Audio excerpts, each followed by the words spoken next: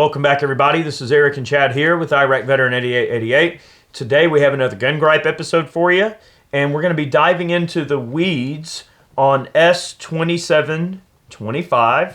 And this is a bill that is also known as the Accountability for Online Firearms Marketplaces Act of 2021. This is actually a little jewel of legislation here that Dianne Feinstein has a little bit to do with here, I see. So Blumenthal. There's certainly some implications we're going to dive into. Now, I'd like to just provide a quick bit of a warning. The subject matter here might be a little dry for some of you, but it is very relevant and it has some far-reaching implications that you guys need to be aware of. So if you give us a chance to articulate this, I think you guys will walk away understanding where we're coming from. Before we get started, I'd like to thank our friends at Sonoran Desert Institute for supporting Gun Gripes. If you're looking for a career in gunsmithing technology, they are definitely the school for you. They've got some great distance learning programs in the field of gunsmithing, reloading, really great programs, great instructors, really good school, highly recommended. Big thanks to them for supporting our efforts here on Gun Gripes, and tell them we sent you. All right, so we'll get into this a little bit here. As I mentioned, it can be a little dry. You guys are probably familiar with Section 230. All right, and that deals with this this Commerce Clause. I'm sorry, not the Commerce. Yeah, the Communications Decency Act. Right. Yeah. So there's a lot of very dry language in this bill, and it can be a little bit arduous to read through because there's a lot of confusing terminology and language and everything like that. But if you're familiar with Section 230 and some of the things that are contained within it, it does provide some protections for liability against various online entities such as social media companies. When we look at all the stuff that's going on with Facebook and Twitter and Instagram and all the, let's just say the shadow banning and censorship and, them removing dissenting voices that don't agree with their opinions and things like that. They do this under the guise of, these people are being dangerous or extreme or they're saying hateful things. And they'll make up any standard that they wish to apply to people they simply disagree with under the guise of it fitting within the let's just say, basket weave, if you will, of what the protections of Section 230 provide for them. The issue becomes that they are offered certain protections under 230 because they're not a publisher, right? So once certain conditions are met, they become a publisher, not an open platform, and they're subject to a completely different set of rules. So we deal with this situation where they kind of want to have their cake and eat it too, right? They want the protections that 230 provides them because it almost gives them this sort of phantom back-end way to sort of really push the competition, both politically and, mainly politically, away from their platform under the guise of, it's just for the good of the community at large on my platform and things like that. So in practice, they actually become publishers because they control very precisely the flow of information on their platform by using 230.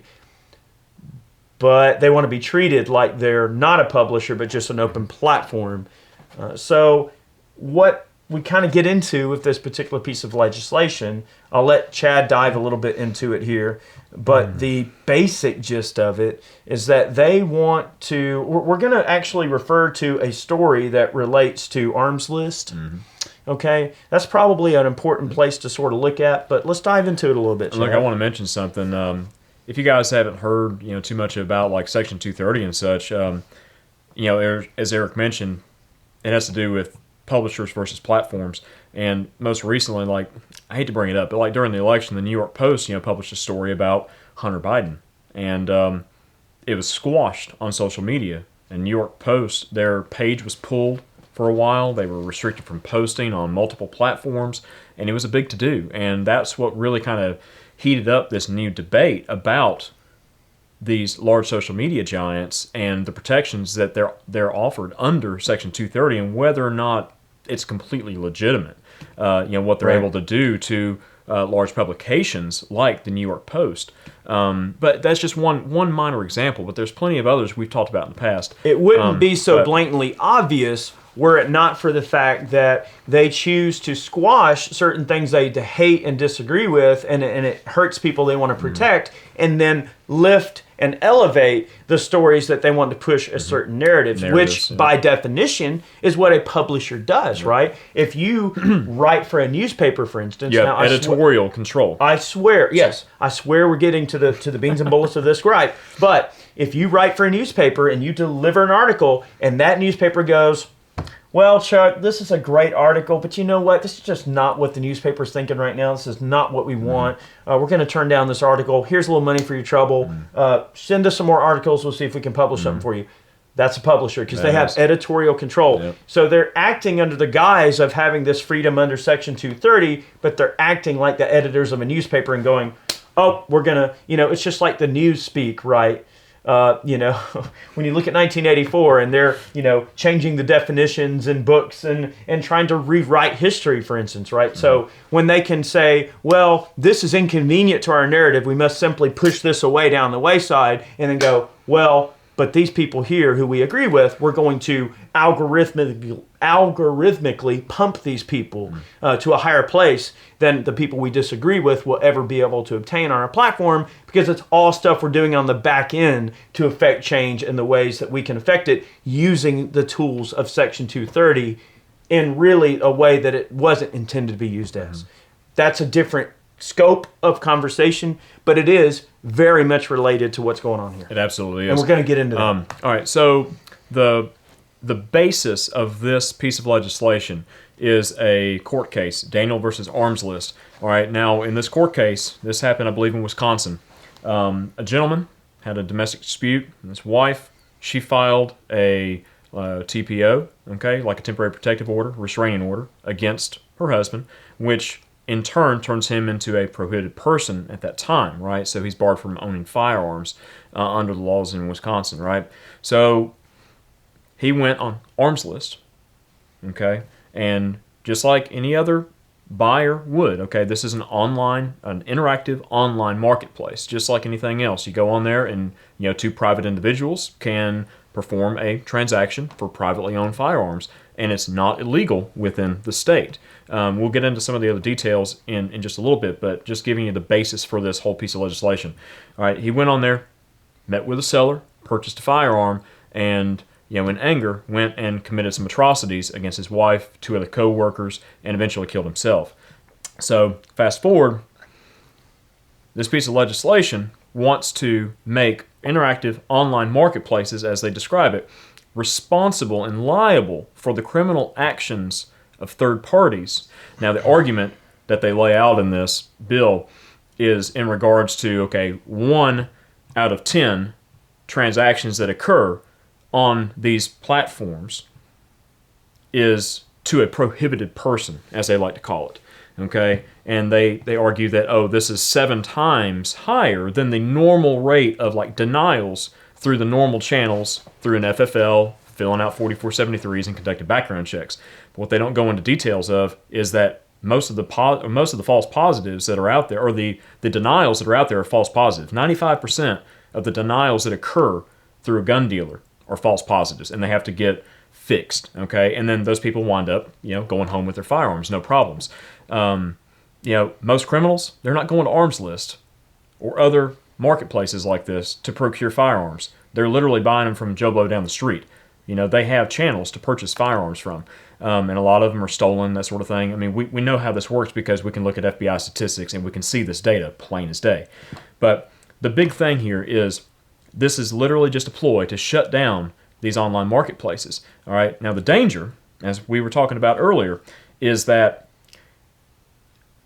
big retailers, all right, say just Bass Pro Shop or Cabela's or like Palmetto State Armory, for example, okay, these aren't really online, interactive marketplaces, because you don't really go on there and interact with other individuals, and work out deals and things like that. You go and you're basically going to a storefront. This is the way I see it anyways. I mean, I might be wrong, but this is the way I interpret this. All right, you go online, you purchase the firearm, right? and it gets shipped to your FFL, and you go and you do a background check or whatever, you fill out a 4473, and then you go home with your gun. Yeah. All right? What a lot of these legislators don't know and don't really understand because they're ignorant to the fact is that that is a completely legal and acceptable form of commerce. And a very commonplace Absolutely. occurrence. Extremely Absolutely. commonplace. Like a lot of firearms that are bought now are bought online. Exactly. And that's normal. Think about it. You buy everything else online. Mm-hmm. You buy your toilet paper and all your random crap. You go to poo.com and have your freaking toilet paper delivered. What was it? Who gives a crap? Who gives a crap? Who gives a crap? Right. So you can be green when you're doing the brown. My slogan. Here we go. My slogan. Thank you. I'll take royalties on that. Thank you very much. But you buy everything else online. So why is it really that hard to believe that people buy firearms online? It's completely normal. It still goes to your local FFL, still goes through a background check, just like it would if you were to buy it in person. Anyway, I digress. But getting back to the bill, one thing that I have an issue with is the very disingenuous wording that is used in portions of a lot of these bills. Not just this one, but especially this one, right? Yeah. Let's just read this sentence here, Sure. okay?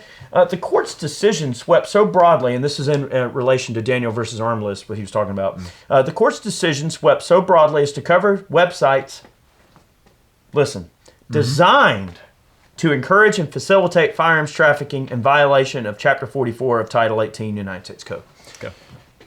Read carefully, okay? Now listen, this is a bill. Right? When we look at this language, the language is there. The words mean what they mean and nothing else, right?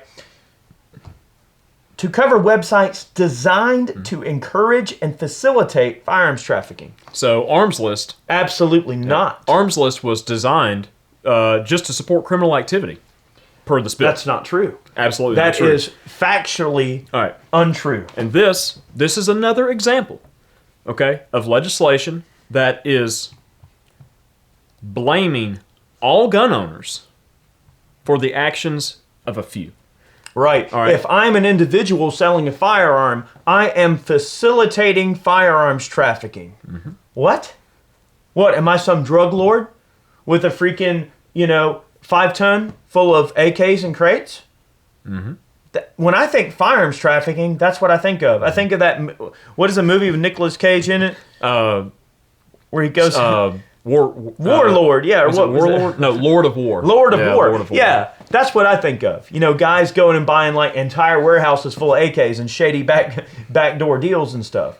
So right out the gate, this bill, it actually insults me by saying that if I'm an individual wanting to sell or buy a gun, that I'm a firearms trafficker. That if I'm a guy that designed a website in order to help people buy and sell and trade guns, that I have been considered so broadly as to cover that my website is designed to encourage and facilitate. Yep. No.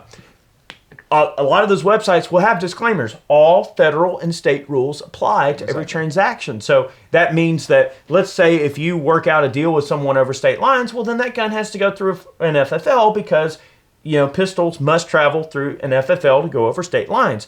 Now, where the waters get a little bit murky, all right, here's the thing, is once I buy a firearm from an FFL and it leaves that building, it is my property to do with and dispose of in any way that I wish. Now, be that as it may, sure, I could sell it to whoever the heck I want, but at the end of the day, though, it still behooves me. It is very important that I not sell it to some freaking, dick lick, right, that is going to do something wrong with it. I mean, let's just call it what it is, right? So, a lot of guys that will do local sales may go, hey, can I take a peek at your carry permit, right? Just to make sure that, okay, if you've got a carry permit, it means you can obviously pass a background check because you had to do that to get the carry permit. So that's at least one way you can sort of put your mind at ease and go, all right, this person's obviously not some crap person because they have a carry permit. That's one way that you can do it. Some people will do a bill of sale and get a copy of an ID or carry permit. And that way, if something ever comes up and there's a trace and they come back to you, you can go, whoa, buddy, I didn't do that. Here's the guy. And then you can send them along their way and they go down the chain of custody down to whoever has it next, right? Yep. Is that required? In some states, maybe it is. Generally and federally, no, it's not required. Does it probably behoove you to do that? Just to cover your butt when you're selling a gun to somebody you don't know from Adam? Probably. Again, it goes back to some of the previous gripes that we've discussed, where, okay, is it common sense to do that? Yes, probably. Just like the storage requirements bill we talked about. Should the government dictate or mandate or make into law that I must do it? No, I disagree with them forcing someone's hand to do something a certain way. I think that people should just intrinsically do what is in their best interest, and I would like to think that my best interests line up with what would be the best interests of most gun owners. I'm not saying don't sell a gun to someone. You totally can. It's legal. You can do it. Mm-hmm. But obviously don't sell it to someone who, it looks like they're going to be trouble. That's just common intuition. Like you wouldn't sell a gun to someone that you think is going to use it in the wrong manner. That's just common sense. Who would do that? Okay, so the thing though is, even if you did sell a gun down the line, all right, and that person or maybe someone that they sold it to went and committed a crime with it, that doesn't fall back on you because you participated in lawful commerce, which is 100% legal with private property. Firearm is private property, just like anything else. It would only become an issue if you knowingly sold it to someone that you knew was not supposed to have a firearm. That's where you get into trouble, is selling to known prohibited persons and things like that. There's a lot of... Knowingly. There's a lot of murky waters with that. Right. But anyways, all right, so where this bill causes trouble, just in the big scope of things, is when we look at this, all right, they're talking about interactive online marketplaces. All right, so what is a big retailer? All right, it's a storefront, right? Okay, so gun manufacturers. What have anti-gunners been trying to get revoked for many years? The Protection of Lawful Commerce in Arms Act. All right, that law protects gun manufacturers, dealers, stores, the whole 9 yards, from liability from the criminal actions, by those who would commit crimes with firearms that were either purchased from those stores or whatever, or wound up stolen or something or other, and then used in a crime, maybe, a heinous crime, homicides, that sort of thing. These anti-gunners want the criminal liability put on the dealers. They want it put on the gun manufacturers. All right? That is the ultimate goal. And the ultimate goal is to shut down the gun industry.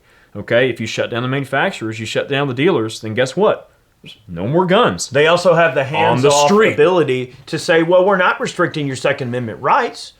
Right? You can buy a gun, but you just can't. You can find a gun. But you just can't. They just want to make it impossible for you to find guns. So that's the ultimate goal. That's the goal with this piece of legislation, is to shut down these private marketplaces. Okay? The ultimate goal down the line, this is just the inch. The mile would be the revocation of the Protection of Lawful Commerce in Arms Act. Which if they get this, then who's to say they can't get that as well? That's the issue. So let's read through this little part. This is interesting, right? Section 7 says that Congress did not intend for Section 230 to bar otherwise valid claims against online firearms marketplace for their own design of a website that encourages and contributes to its users circumventing federal laws, including federal gun laws. Again, that language keeps being in there, that they encourage and contribute to, or they facilitate, right? But that implies that the entire purpose of the site existing is to circumvent federal gun laws. And that's simply not true. And it's not factually true. And it's not possible. To paint gun owners as a whole as a bunch of criminals. Right. And to paint people who sell guns, their personal property, mind you, in private transactions as being people who are somehow trying to circumvent some form of law. Right? We deal with the same type of thing when we look at like the 80%ers and the home-built guns and stuff, and why they hate that concept so much, right? They don't want people printing their own guns. They don't want people building 80%ers out because they think that people are doing it to circumvent some form of law or process or process regarding buying a firearm. And while that might be true in some cases, over the holistic view of the situation, it's actually not. It could be further from the truth, right? The thing is a lot of people that own 80%ers. In fact, earlier, Chad just test-fired a 3D printed Glock that the frame cracked. Well, I'm testing different materials, and printing processes. But be that as it may, people that engage in 3D printing or 80%ers, they already probably own a ton of guns that they already bought through regular lines of, commerce, like through an FFL or from an individual, right? So there's a very highly unlikely scenario that someone would just have a giant collection of only those guns and not at least a few things that they bought through normal channels. Because that's what normal people do. They go to a gun store and they go, oh, cool, heck yeah, I've been looking for that. Sign me up, Johnny. Here's my carry permit. They buy it, right? That's what we all do. So again, it's all about like the nanny state and the intentions and the way that they just view gun owners. That's what gets me, right? Don't tell me that I have to do X, Y, Z when people are just going to naturally do whatever they do to engage in business in the way that they want to engage in business. If the burden of doing a 4473 and buying a gun isn't a big deal and people have been doing it all along, I'm not going to get into the weeds on what I feel about that because I think that's bullcrap too. But that's currently what we do and we deal with it, right? So if that's just a normal part of going to the gun store and buying a gun and no one seems to really care because nobody, don't worry about it, then why does it freaking matter if someone builds an 80%er or a 3D printed Glock, or if they go to a gun store or a gun show or somewhere and buy something locally or through one of the websites mentioned in this bill, right? It's irrelevant because it's not the only way that the majority of people procure firearms is through those sort of alternative or different methods. All right, so one of the ultimate goals, of this and other pieces of legislation that are in the works right now is ultimately to eliminate privacy. Privacy in every part of your life. All right, whether it be what guns you buy, because you have to go through official channels because, the online firearms marketplace is going to be eliminated. They're going to essentially eliminate private sales. And in some states, they've restricted that, down to the bare bones. Like, you can't sell a gun. You can't even loan a gun to somebody without proper paperwork, and government approval and law enforcement knowledge, right? So look at what the Biden administration has been doing lately, trying to direct the IRS to monitor transactions over $600.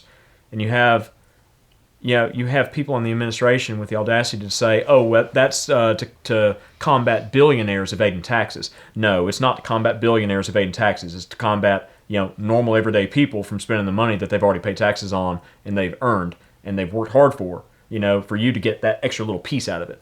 It's just, everything is just about the government. Damn right, buddy. All right, look, anyways. One more thing. Okay, so I was just reading through while you were chatting there. Okay, so when you look at the language early on in the bill, they talk about, only people that would facilitate, they are so careful in their wordsmithing that they want to just be very, very exacting, and they go, like what did I say before? That particular verbiage right here, right, to encourage and facilitate firearms trafficking in violation of Chapter 44. So you read that and you think, well, if I run a website that just connects people, I'm not doing that because I'm not encouraging people to break the law. Hell, my clause here on the website says, hey, all federal and state rules apply, and it's up to you to just do the right thing. All right, but it's deeper than that. You go deeper down and you get into what they define as an online marketplace. Again, the Pandora's box that gets opened, and now all of a sudden, is it just people like Armslist or whatever that was mentioned earlier on? All right, that's the red herring. That's the straw man argument that they're using to pump this bill. But when we get into the actual deep weeds here and near the end of the bill, they define what an online firearms marketplace is. This is the good part. This is fun. All right, A, facilitates transactions related to firearms, firearms accessories, firearms equipment, and other firearms-related materials. All right, doesn't say anything about facilitating or encouraging. It just says, if you are this, you are that, and therefore you are part of this bill. So that right there, the definition, that encompasses almost everyone that operates an online marketplace. Now look, before you move on, all right, so what product do you buy at a gun shop that requires a 4473? A firearm. All right. So this wants to cover firearms accessories, firearms equipment, or other firearms-related materials. These items don't require you to fill out a form. They don't require you to pass a background check or supply a carry permit or anything like that. All right. So there are some sites in online or interactive online marketplaces that only deal in accessories. They don't sell firearms. They don't allow firearms on the platforms, but accessories are one thing. But they are putting anything that is related to firearms into this one big blanket category. So Johnny goes on to, I don't know, magazine.com or whatever and buys some magazines and then goes and commits some heinous act or whatever. Now that company that sold those magazines can be held liable under this. Which up before you're reading into it thinking, oh, well, it's only people that facilitate the, they use those careful wordsmith words there. All right. B, advertises or makes available any posting or listing of any statement by a transferor or by a transferee that could be reasonably inferred to propose the transfer of a firearm. So again, this doesn't talk about breaking the law. This is simply saying any transfer. Now, does that mean you go on Palmetto State and you go through the checkout and then you have it transferred into your local FFL? But yeah, you went through and you facilitated. You are the transferee. They are the transferor. It is going to you through the correct channels, but you are still the transferee and they are the transferor. Okay? This is my favorite part. C, makes digital instructions in the form of computer-aided design files or CAD files, or any code that can automatically program a three-dimensional printer or similar device to produce a firearm or complete a firearm from an unfinished frame or receiver. Boom. So again, now they're saying, all right, you bought an 80%er that wasn't even a firearm and then finished it. That whoever sold you the 80%er could be held liable. Well, or whoever provided the files to build a 3D printed gun could be held liable. It's not really referring to the manufacturers of said items. It's referring to the websites where the information is placed. All right, so C, all right, this section would include Control Pew. It would include like DefCAD, all right, Defense Distributed. These websites where you can go on there legally 100% and you can download 3D printed files for different firearms frames, receivers, the whole 9 yards, all kinds of accessories and things like that too. You can even print magazines, all right? And look, the 3D printing stuff, for me, it's a hobby. I've been trying to play around with it and get something that's viable, that'll work, and it is very difficult, all right? It's not as easy as people make it out to be. It's like, oh, I'm just going to push this button. I'm going to get me a gun. It's not that easy. There's a lot of time and effort that goes into it. Hours and hours and hours I've spent trying to get print settings just right to make sure the material is strong, it's laying down strongly. It's not as easy as these legislators would make it out to be. And it's just an erroneous piece of legislation, just like all this other garbage. And it's also not as commonplace as people really think it might be. It's not. It's a very niche type of thing. And I think that the implications of it are pretty cool because it also spawns a lot of creativity. I mean, some of these guys are coming up with some awesome stuff. Right, so bullpup Glocks. Yeah, it gives people some really interesting opportunities to build some cool guns that you might not be able to get anywhere else. So the point is, again, like when you look at the totality of these bills and really read through them and just really wrap your minds around the words that they're using and how they're using those words and how they're formulating their ideas, it's done in a very careful way for them to make gun owners look like intrinsically bad people. They're painting us with, again, as I say, the largest brush of the ugliest colors and in the broadest strokes. And they're doing it specifically. They're programming the people reading this bill to go, wow, gun owners are some terrible people. It's like the Oops paint at Home Depot all mixed together in a 5-gallon bucket, and it's like the range paint. It just looks like baby puke when you open it up, and that's totally what it is. And none of this is based in reality or data or facts or statistics. Now, I'm not going to go as far to say that there's not some supporting data that would probably lend them to think that this would be a thing. But again, as we say, you have to look at all sides of the equation, right? And this is some pretty scary stuff, right? Now, we go back full circle. We're going to end the video, but it's worth mentioning just quickly that they're willing to weaponize Section 230 against people they hate.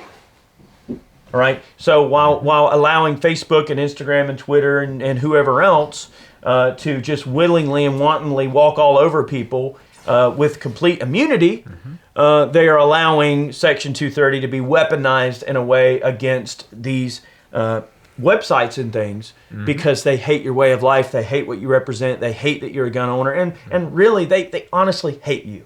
And this is just one way that they can lift another group of people up while putting another group of people down using the exact same thing. And that's what's scary. It's such a broad definition and such a broad idea that it can just be interpreted in so many different ways to either allow or put down whoever you want to enable. I'll say one more thing, and legislators that put out garbage like this, they act like there's some epidemic of just stellar proportions of gun violence or criminal activity that occurs because of interactive online marketplaces, or just guns being out there for public consumption anyways, private sales. All right, this is not the case. The data doesn't support that hypothesis.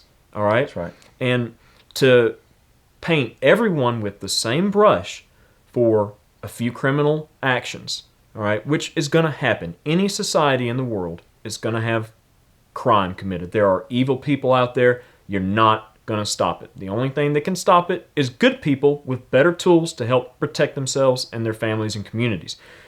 But there isn't some epidemic out there that would warrant this legislation becoming law. All right, it just isn't the case.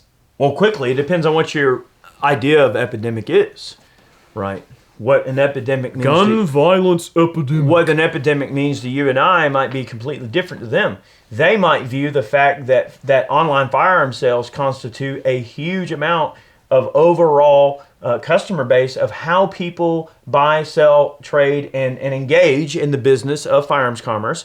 They see that as a threat because it is a little bit of a less barrier of entry, right? If somebody in their underwear can go, you know what, things are really scary right now. I think I'm going to buy a gun. And they can hop on their favorite retailer and go, all right, I want this, and here's my FFL information from my local Joe Bob Pond down the street, and I'm going to send the FFL, and then they're going to ship it to him, and then I'm going to go down the road in my underwear and go pick it up. I mean, that happens. They don't want the accessibility of freedom to be as easy to get. They don't want information accessible, freedom accessible. They don't want you to be able to arm yourself easily. They want it to be hard. They want it to be confusing. They want you to not be able to obtain the information you need to make informed decisions about your purchase and to, in this case, physically make the purchase. So that is the dangerous implied connotation that's going on here, and we have to be careful of it. Well, remember, guys, the thing that this bill is covering is more like Armslist,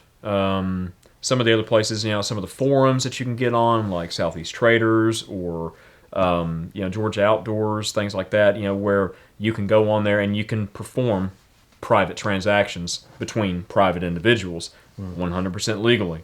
All right.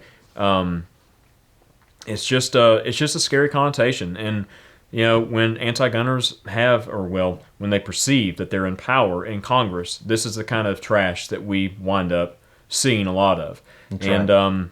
in a lot of cases recently, it's not just anti-gunners. There's a lot of conservatives that you would believe that would be on the pro-gun side of things that have turned the tables a little bit, and they've kind of gone outside of what their values are proposed to be, or what they may have ran on. So you really can't trust politicians as a whole, in this case. But they're like water trying to slip through the tiniest crack and find its way through. Like, you ever notice that? If there's even the smallest crack, that water will find its way through. And that's what they do. They're going to find that tiny avenue and they're going to exploit it. Guys, thank you so much for watching today's video.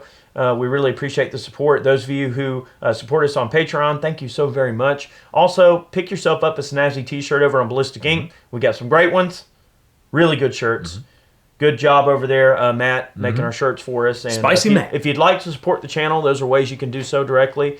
Big thank you to everybody. Have a great day. We'll see you next time. Many more videos on the way. see you guys.